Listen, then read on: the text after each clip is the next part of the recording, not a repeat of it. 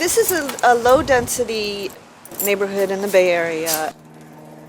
The question for the Bay Area is how are we going to accommodate the 2 million people that are expected here in the next 30 years? So why not make it really easy to densify?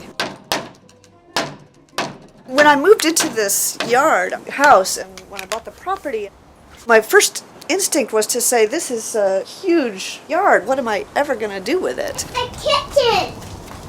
A kitchen!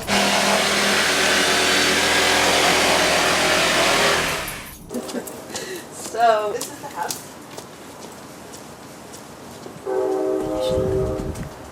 So you basically just built a house behind your house. So I built a house behind my house, yeah. I started out, this was just purely a selfish project. This is an income strategy for me as much as anything, and an asset building strategy. This is how can I build a space to be able to raise some rent money when my income is low.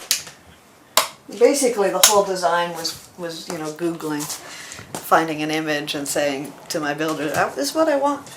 It's 450 square feet, and that's including closet space and the loft space and the porch.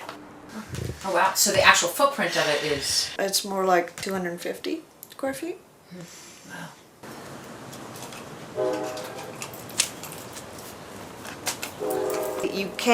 My tenant can definitely live in 450 square feet. So this is the sleeping loft? Up here? Yes, it is, yeah. Yeah, and 2 adults sleep up there easily, yeah. So my tenant has a 2-year-old son. And the 2-year-old can get up and down it very easily. A 2-year-old? Oh yeah, well it's a 2-year-old that lives up there.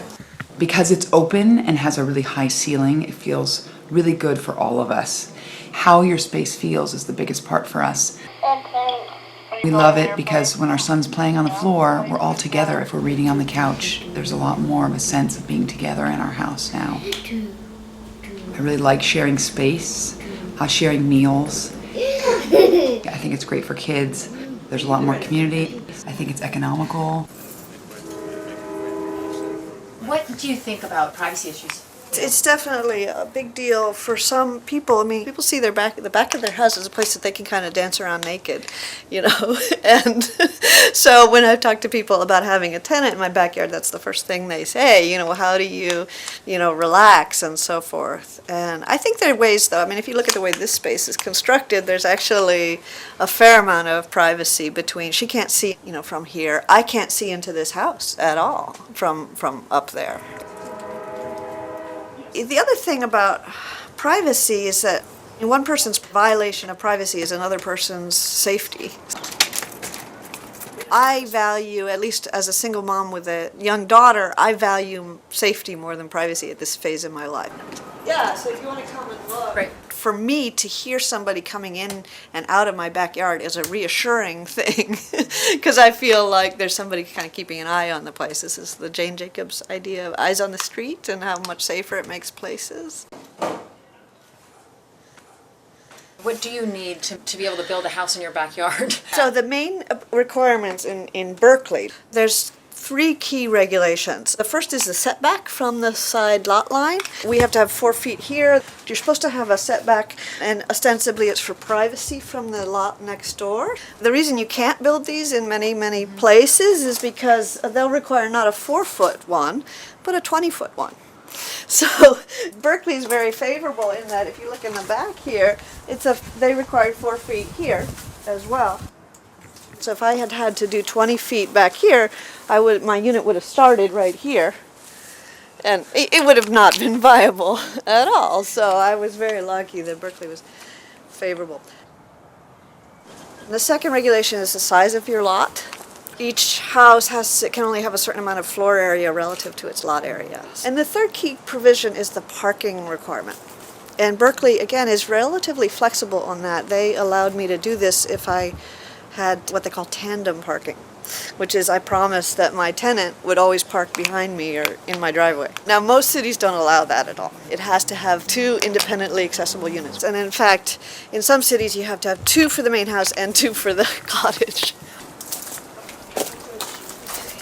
Now, what we found immediately after she moved in was that she needed someplace to put her garbage. And so I built a shed for her. Yeah, the garbage was the main thing, and then a vacuum cleaner. No room for a vacuum cleaner in a place like this. And who needs it in the house anyway? So we should all keep it outdoors. So then I started realizing that you need a lot of space as a human being in today's culture, but it doesn't necessarily have to be inside your house.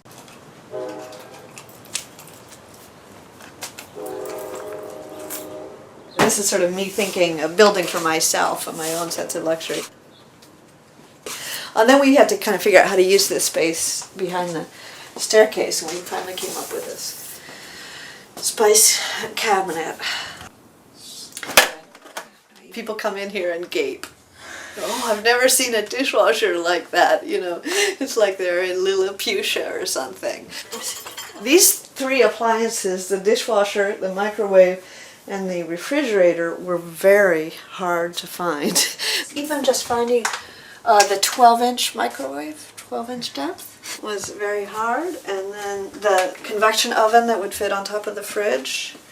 And this width of fridge, it's very narrow, 24 inches or something. This was another thing very hard to find, a flat top stove. This was the smallest one available. What are we gonna do next? Well, I think you need to stir the eggs. Most places like this would just have 2 burners. 2 burners, it causes what I call the spaghetti problem. You need the pot to boil the spaghetti, you need the sauce, and you need a vegetable, so there's no way 2 burners can still be civilized while living small. Stir, stir, stir, stir.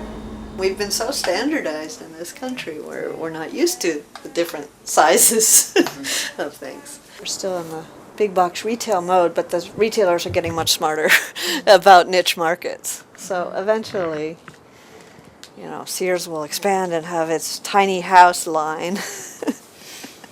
It's gonna happen.